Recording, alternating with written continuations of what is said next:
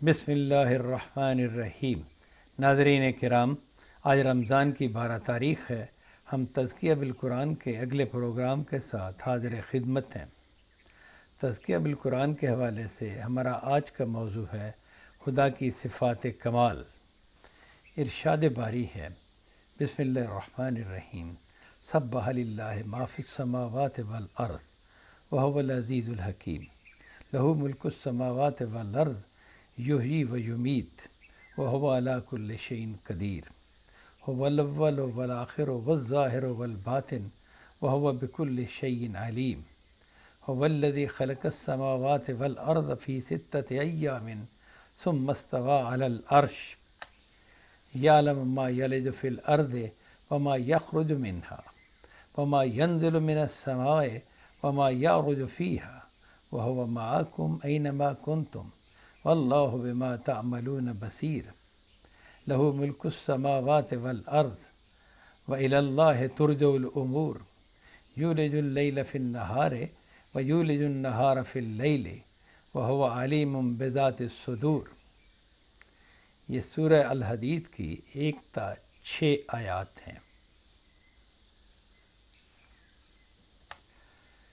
इनका तर्जमा ये है, ज़मीन और आसमानों की हर चीज़ ने अल्लाह की तस्बीह की है और वो ज़बरदस्त है, बड़ी हिकमत वाला है।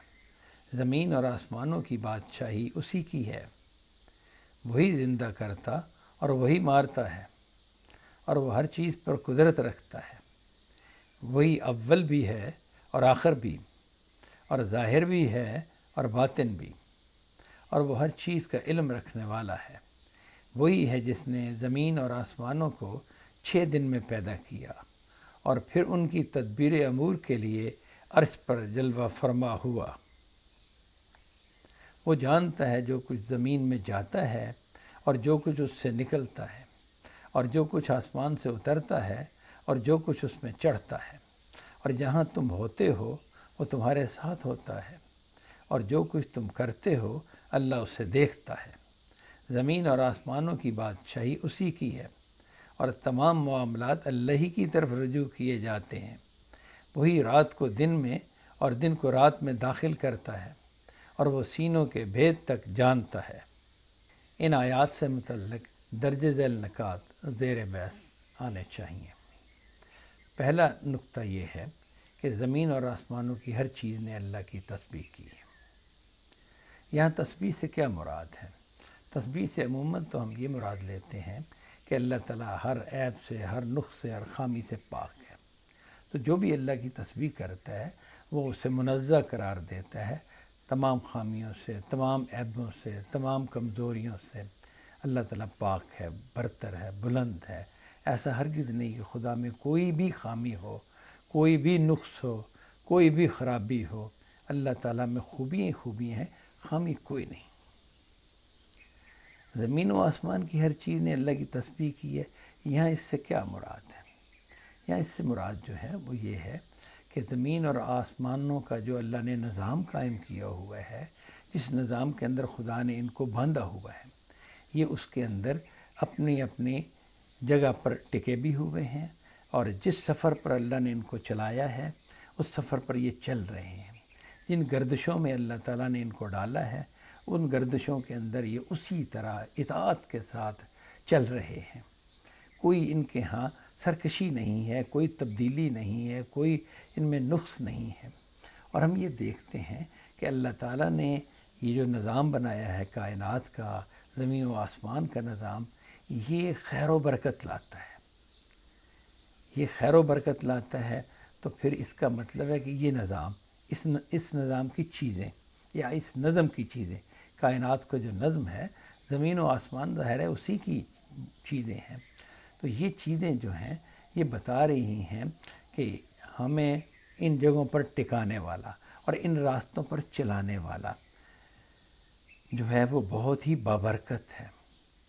उसके इरादे से और उसकी स्कीम से वो खैर है जो हमारे ज़रिए से ज़हूर पा रहा है। जैसे हम ये देखते हैं कि ज़मीन पर अल्लाह ताला ने इंसानों को बसाया तो ज़मीन इंसानों को अपने अंदर समेटे हुए है। ان کے لیے رزق کی فراہمی کا جو بندوبست اللہ نے رکھا تھا وہ زمین اس کو پوری اطاعت کے ساتھ اس فراہمی میں اپنا کردار ادا کر رہی ہے۔ آسمانوں کا معاملہ جہاں تک ہے، بلندیوں کا معاملہ جہاں تک ہے، جو ان کی ذمہ داریاں ہیں، جس کام پر ان کو لگایا گیا ہے وہ کام بھی وہ بخوبی سر انجام دے رہے ہیں۔ تو اس کے نتیجے میں جیسے اگر ہم زمین کے پہلو سے دیکھیں تو یہاں پر جو جاندار ہیں، انسان ہیں، کیڑے مکوڑے ہیں یا اور جانور ہیں، تو ان سب کو رزق مل رہا ہے، زندگی مل رہی ہے، ان کی نسلیں چل رہی ہیں اور یہ اس دنیا میں پرورش ان کی ہو رہی ہے جیسے کہ ہونی چاہیے، یہ آگے بڑھ رہے ہیں۔ اسی طرح انسان کو یہاں اگر کوئی مسئلہ پیش آتا ہے تو اس کا حل یہاں موجود ہے۔ وہ حل ایسے ہی موجود نہیں، وہ جس نے اس کو بنایا ہے اس نے وہ حل رکھا ہے۔ اگر ایک بیماری ہے تو اس کا علاج جو تھا وہ اللہ تعالیٰ نے یہیں اسی زمین پر پیدا کر دیا ہے۔ کھانے کی ضرورت کے لیے ہمیں اللہ نے غذا دی، اور اگر بیماری کوئی آ جائے تو اس کے لیے کوئی جڑی بوٹی، کوئی اور اس طرح کی چیزیں اللہ تعالیٰ نے جو بھی جس کو اس نے ان کا علاج بنایا ہے، ان چیزوں کو بھی اللہ نے یہاں پیدا کر دیا ہے۔ تو یہ سارا سیٹ اپ بتاتا ہے، اس کی ہر چیز بتاتی ہے کہ وہ خدا جس نے یہ نظم قائم کیا ہے ہر خامی سے پاک ہے، ہر عیب سے پاک ہے، کوئی نقص نہیں اس کے اندر۔ یعنی زمین اور آسمان گویا کہ بول بول کر یہ کہہ رہے ہیں کہ ہمیں بنانے والا، اس نظم کو قائم کرنے والا تمام خامیوں سے، تمام عیبوں سے پاک ہے۔ دوسرا پوائنٹ یہ ہے وہ زبردست ہے، بڑی حکمت والا ہے۔ اس میں کوئی شک نہیں، جس نے یہ کائنات بنائی ہے، اتنے بڑے بڑے کرے تخلیق بھی کر دیے اور انہیں پھر مختلف راستوں پر چلا بھی دیا اور ان کو سنبھالے ہوئے ہے، کوئی ان میں ٹکراؤ نہیں، کوئی ان میں ایسا معاملہ نہیں کہ جس سے فساد اور فتنہ ظہور پائے۔ تو وہ ظاہر بڑا زبردست ہے جس نے یہ نظم قائم کیا ہوا ہے، اور اتنی بڑی بڑی تخلیقات کرنے کے بعد پھر وہ ان کو سنبھالے ہوئے ہے، ان کے اندر کوئی خرابی نہیں پیدا ہونے دیتا۔ یعنی کہ کروڑوں سالوں سے بلکہ اربوں سالوں سے یہ کائنات چل رہی ہے، تو جس طرح خدا نے اس کو چلانا چاہا یہ اسی طرح چل رہی ہے۔ یہ کائنات اپنے وجود سے بتاتی ہے کہ وہ بہت زبردست ہے اور بڑی حکمت والا ہے۔ اس کائنات ہی کا مطالعہ، اس بڑی چیزوں کا مطالعہ کریں تو وہ، اور اگر اس کے چھوٹے اجزاء جو ہیں ان کا مطالعہ کریں تو وہ، تو اس میں صاف حکمت نظر آتی ہے۔ اللہ تعالیٰ اگر ایک بچہ پیدا کرتا ہے تو اس کے لیے خوراک کا نظام اس کی ماں کی چھاتیوں میں پیدا کر دیتا ہے۔ جب وہ بڑا ہوتا ہے تو اس کے لیے اس کی خوراک کا اور اس کی غذا کا جو ہے انتظام وہ زمین کے اندر ہو جاتا ہے۔ زمین جتنا غلہ آج سے 5000 سال پہلے اگاتی تھی، اب اس سے بہت زیادہ اگاتی ہے۔ وجہ کیا ہے؟ اس لیے کہ اس وقت ضرورت کم تھی، انسان کم تھے، اب زیادہ ہیں تو زمین کی پیداوار بہت بڑھ گئی ہے۔ تو یہ سارا جو معاملہ ہے اس کا مطلب ہے کہ زمین کی میں کیپیسٹی، یعنی غذا پیدا کرنے کی کیپیسٹی، غلہ پیدا کرنے کی کیپیسٹی اس حکیم نے رکھی ہے، اس دانا نے رکھی ہے جس نے اس کو بنایا ہے کہ جیسے جیسے ضرورت بڑھے گی، انسان زیادہ ہوں گے تو اس کے اندر ان کی غذا فراہم کرنے کی وہ کیپیسٹی ہوگی، وہ صلاحیت ہوگی۔ تو یہ خدا کی حکمت ہے جو ہمیں ایک ایک چیز سے جھلکتی ہے، ایک ایک چیز میں نظر آتی ہے۔ تیسرا پوائنٹ یہ ہے، زمین اور آسمانوں کی بادشاہی اسی کی ہے۔ ظاہر ہے کنٹرول، زمین کا کنٹرول بھی خدائی کے ہاتھ میں ہے اور آسمانوں کا کنٹرول بھی خدائی کے ہاتھ میں ہے۔ اگر یہ خدا ہی کے ہاتھ میں نہ ہوتا، یعنی ایک ذات کے ہاتھ میں نہ ہوتا، تو پھر تصادم لازم آتا، پھر زمین کی مطالبہ کچھ اور ہوتا، ایک چٹیل زمین، ایک بنجر زمین، تو اس کا تقاضا کرتی کہ بارش ہو۔ اور آسمانوں کا ضروری نہیں کہ آسمانوں کا خدا جو ہوتا، یعنی اگر اس میں ایک رب کی بادشاہی نہ ہوتی، کئی بادشاہیاں ہوتی، تو پھر آسمانوں کا بادشاہ ضروری نہیں تھا کہ وہ زمین کی ڈیمانڈ کے مطابق آسمانوں کو حکم دیتا، یعنی بارش کا۔ زمین تو چنانچہ جس طرح ہم دیکھتے ہیں زمین کو ضرورت ہوتی ہے اور بارش آسمانوں سے برستی ہے، تو یہ زمین و آسمان کی بادشاہی اس ایک رب کے ہاتھ میں ہے۔ ساری بادشاہی اسی کی ہے، سارا کنٹرول اسی کا ہے، اور وہی اس کو سنبھالے ہوئے ہیں۔ چوتھا پوائنٹ یہ ہے، وہی زندہ کرتا ہے اور وہی مارتا ہے۔ زندگی اور موت جو ہے یہ ایک بہت اہم معاملہ ہے۔ ہر جاندار کے لیے اس کا زندہ ہونا بہت بڑا واقعہ ہوتا ہے، اور اس کا مر جانا بہت بڑا واقعہ ہوتا ہے۔ انسان تو اس کو شعوراً محسوس کرتے ہیں، جاندار جو ہیں، جو جانور جن کو ہم کہیں گے، وہ بھی موت سے ڈرتے ہیں، زندگی چاہتے ہیں۔ تو ان کی زندگی ہو یا انسانوں کی زندگی کا معاملہ ہو، اس کو کون کنٹرول کر رہا ہے؟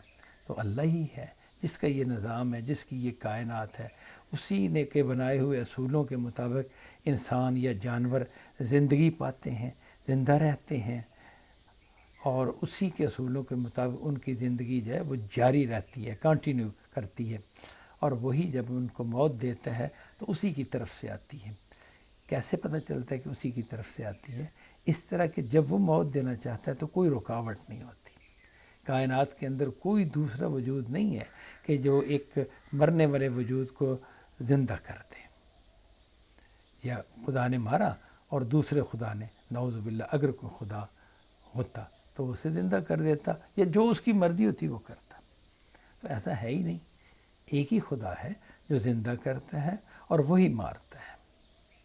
پانچواں نقطہ یہ ہے، وہ ہر چیز پر قدرت رکھتا ہے، یعنی اس کائنات کی کوئی چھوٹی سے چھوٹی چیز بھی ایسی نہیں ہے، اور کوئی بڑی سے بڑی چیز بھی ایسی نہیں ہے جس پر خدا کی قدرت نہ ہو۔ تمام اس کے کنٹرول میں ہے، ہر چیز اس کی گرفت میں ہے، ہر چیز کو وہی لے کے چل رہا ہے، کوئی چیز اس سے باغی نہیں ہے، اس سے بھاگی ہوئی نہیں ہے، ہر چیز اس کے قبضے میں ہے، اس کے قابو میں ہے، اس کی قدرت میں ہے۔ چھٹا پوائنٹ یہ ہے، وہی اول بھی ہے اور آخر بھی۔ اس کا مطلب یہ ہے کہ سب سے پہلے خدا تھا، اور اس سے پہلے کوئی چیز نہیں، اور وہ آخر بھی ہے۔ اس کا مطلب یہ ہے کہ سب سے آخر خدا ہے، اس کے بعد کچھ نہیں،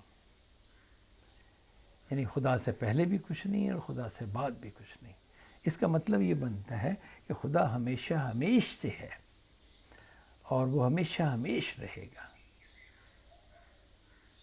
یہ اول جو ہے نا، الاول، یعنی سب سے پہلا، اس سے پہلے اور کوئی نہیں، اور اس سے آخر بھی کوئی نہیں، یعنی اس سے پہلے بھی کوئی نہیں اور اس کے بعد بھی کوئی نہیں ہوگا۔ ساتواں پوائنٹ ہے، وہ ظاہر بھی ہے اور وہ باطن بھی۔ وہ ظاہر بھی ہے یعنی نمایاں ہے، اس سے اوپر کوئی نہیں، اس سے زیادہ بڑھ کر کوئی نہیں، اور وہ باطن بھی ہے یعنی اس سے نیچے کچھ نہیں، گویا کہ وہ گھیرے ہوئے ہے، زمانی اعتبار سے بھی اور مکانی اعتبار سے بھی، یعنی اپنے علم سے ہر چیز کو گھیرے ہوئے ہے۔ آگے بتایا وہ ہر چیز کا علم رکھتا ہے، یعنی خدا کا علم جو ہے وہ ہر چیز کے پر حاوی ہے، ہر چیز کا احاطہ کیے ہوئے ہے، کوئی چیز اس کے علم سے باہر نہیں ہے، تمام چیزیں اس کے علم میں ہیں، اس کا علم کامل ہے، از اول تا آخر، ہر چیز کو جاننے والا ہے، ہر چیز کا حساب رکھنے والا ہے، ہر چیز اس کے علم کے اندر ہے۔ نواں پوائنٹ یہ ہے، وہی ہے جس نے زمین اور آسمانوں کو 6 دن میں پیدا کیا۔ اب یہ زمین اور آسمان جو ہیں، یہ اس وقت انسان دیکھتا ہے کہ یہ ایک نظم میں بندھے ہوئے قائم و دائم اپنے اپنے راستوں پر چل رہے ہیں۔ جس طرح کا ان کا سیٹ اپ ہے، اس سیٹ اپ میں ان کی گردشیں رواں دواں ہیں۔ بتایا کہ یہ ایسے نہیں تھے، ان کو باقاعدہ تخلیق کیا گیا تھا، اور 6 دنوں میں تخلیق کیا گیا تھا، یعنی 6 ادوار میں تخلیق کیا گیا تھا۔ 6 ادوار میں تخلیق کیا جانا، ان کا اہتمام کے ساتھ تخلیق کیا جانا ظاہر کرتا ہے، یعنی اللہ تعالیٰ نے زمینوں اور آسمانوں کو 6 ادوار میں بڑے اہتمام کے ساتھ پیدا کیا، بڑے اہتمام کے ساتھ پیدا کیا، اور وہ الحکیم بھی ہے۔ تو یہ ہو نہیں سکتا کہ وہ اہتمام سے ایک کام کرے اور وہ کام بیکار ہو، غیر ضروری ہو، اس طرح نہیں ہو سکتا۔ وہ علیم اور حکیم ہے، تو اس کا مطلب ہے کہ با مقصد ہے یہ کائنات جو بنائی گئی ہے، جس کو انتہائی اہتمام کے ساتھ 6 ادوار میں خدا نے یہ شکل دی ہے، جو شکل اس وقت ہمارے سامنے ہے۔ 10واں پوائنٹ یہ ہے، پھر وہ ان کی تدبیر امور کے لیے عرش پر جلوہ فرما ہوا، یعنی زمین و آسمان کی تدبیر امور کے لیے، ان کے معاملات کو چلانے کے لیے وہ تخت حکومت پر متمکن ہوا، یعنی عرش پر جلوہ فرما ہوا۔ خدا نے جب زمین بنائی اور اس طرح آسمان بنائے، ان کے اندر ستارے جو تھے وہ سب بنائے، تو اس کے بعد وہ ان کے اوپر عرش پر بیٹھا۔ عرش سے مراد یہاں حکومت ہے، تخت حکومت پر بیٹھا، ان کا کنٹرول اس نے سنبھالا اور ان کو وہ لے کے چل رہا ہے۔ تخلیق بھی اسی نے کیا ہے اور تدبیر امور بھی وہی کرتا ہے، کنٹرول بھی اسی کا ہے، وہی اس کو لے کے چل رہا ہے۔ 11واں پوائنٹ یہ ہے، وہ جانتا ہے جو کچھ زمین میں جاتا ہے اور جو کچھ اس سے نکلتا ہے۔ یہ خدا کے علم ہی کا بیان ہے کہ اللہ تعالیٰ کے علم میں ہے جو چیزیں زمین میں داخل ہوتی ہیں، جو مردے یہاں دفن کیے جاتے ہیں، اور جو گھاس پھوس پودے درخت اس میں سے نکلتے ہیں، یا اور چیزیں بھی جو اس میں سے نکلتی ہیں، وہ خدا کے علم میں ہے۔ کوئی چیز خدا کے علم سے باہر نہیں ہے۔ اس کا علم ایسا کامل ہے کہ اس کو اگر اس پہ آدمی غور کرے تو حیران ہو جاتا ہے کہ ایک ایک چیز جس طرح ان آیات میں ہم دیکھتے ہیں نا کہ اللہ نے بیان کر دی ہے۔ اگلا پوائنٹ یہ ہے، وہ جانتا ہے جو کچھ آسمانوں سے اترتا ہے اور جو کچھ اس میں چڑھتا ہے، یعنی وہی پہلو کہ ہر چیز کا اس کو پتہ ہے، انتہائی وہ باریکی کے ساتھ علم رکھتا ہے، یعنی کہ وہ ہر چیز کا علم جو ہے نا بہت باریکی کے ساتھ رکھے ہوئے ہیں، کوئی کمی نہیں۔ اس کو معلوم ہے کیا چیز آسمان سے نیچے آئی ہے اور کیا چیز آسمان کی طرف اوپر گئی ہے۔ 13واں پوائنٹ یہ ہے، جہاں تم ہوتے ہو وہ تمہارے ساتھ ہوتا ہے، یعنی کہ تمہیں اس کی معیت حاصل ہوتی ہے۔ ایسا نہیں کہ تم کسی جگہ ہو تو خدا تمہارے ساتھ نہ ہو، خدا انسان کے ساتھ ہوتا ہے جہاں بھی انسان ہوتا ہے۔ 14واں پوائنٹ یہ ہے، جو کچھ تم کرتے ہو اللہ اسے دیکھتا ہے۔